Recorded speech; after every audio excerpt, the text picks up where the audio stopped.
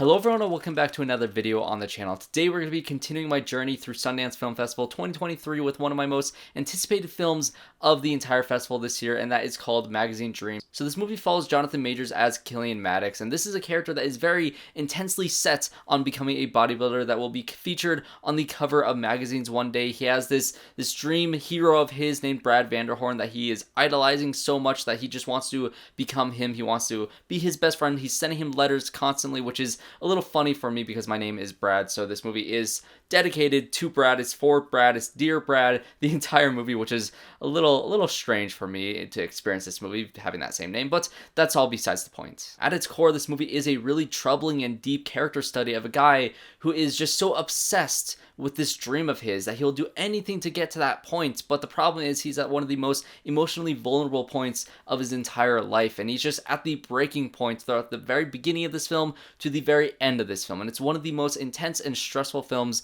of the entire festival, and it's my, I think, third favorite film of the festival so far. I absolutely loved this film, and the first thing I want to praise is, of course, Jonathan Majors, because this is a very difficult role to play, and he's not playing the typical Jonathan Majors type of role that you think he would play. He's kind of a nerdy dork. He's kind of a very shy and reserved person in terms of the public eye, but when it comes to him, you know, and his mind and how rageful he is underneath the surface, it's a very hard role to kind of balance that quiet side of his character with the explosiveness of his character when he gets as, you know, stressed and when he's as anxious as he is throughout the more stressful points of this film. And yes, there are these loud blow-up points where he is very bombastic, he's very just intense throughout this entire thing, but at its core, it is a very subtle performance when it's those quiet moments when he's alone by himself, and that is the moments of this film, of his performance, that I want to absolutely praise. And there was a film last year at the Sundance Film Festival called 892, or it was retitled to Breaking, starring John Boyega, and at the time that that movie was released last year, I said that I think that that film deserved Oscar recognition for John Boyega's performance in that film, and it was largely ignored. Actually, it was entirely ignored this award season because it didn't come out at the right time. There wasn't that word of mouth that followed through from January all the way to the end of the year, bleeding into the very next year for the Oscar nominations, and so I really hope that does not happen for Jonathan Majors here. This is Jonathan Majors' year. He's, of course, going to be in Ant-Man and the Wasp: Quantumania just next month, which I'm very excited to see his debut as Kang the Conqueror. He's going to be great in that thing, and of course, he's also going to be the villain in Creed 3, which I'm even more excited for. And then now we have this film that I think that he is so phenomenal in this, and he's been in great movies before. I loved him in the Netflix movie The Harder They Fall. I absolutely loved him in The Last Black Man in San Francisco. If you have not seen both of those films, I highly recommend it. He is such a great actor, and Magazine Dreams just might be my favorite performance that he has done thus far. He is so great in this movie. And as the festival started and this movie premiered, and since I only had the online tickets, I heard some buzz around this movie before I had the chance to watch it earlier tonight, and I'll have to say that a lot of people compared it to Whiplash and Joker, and I think that is definitely the case. I think that there's a lot of story points in this film where as you're watching, especially in the first half of the movie, it feels very much like Whiplash, and it kind of bleeds into some Joker type stuff, but before it kind of finds its own identity when it comes to the character story and the study of the character of Jonathan Majors, and that's very mental, his mental anguish. When they focus on that, it is brilliant. It is really great, and I loved the way this film ended. But there are a couple of story beats towards the first half of this movie that felt a little bit derivative because I've seen it before in films like Whiplash. There's a scene in this film that reminded me very much of the car accident scene where in Whiplash where Miles Teller gets in the car accident and he goes to his concert and he's bleeding on the stage, and there's all this tension in the room because of all that, and the music is building up and the way that it's shot, and just everything about that scene in Whiplash remind me exactly of certain things that happen in this film as well. Along with Joker, there's a couple scenes in this movie, especially with him talking to his therapist, that reminded me directly of Joker, and there's some ways this movie goes and the direction that this movie goes that I don't want to spoil that reminded me of both of those films. And so at times when those scenes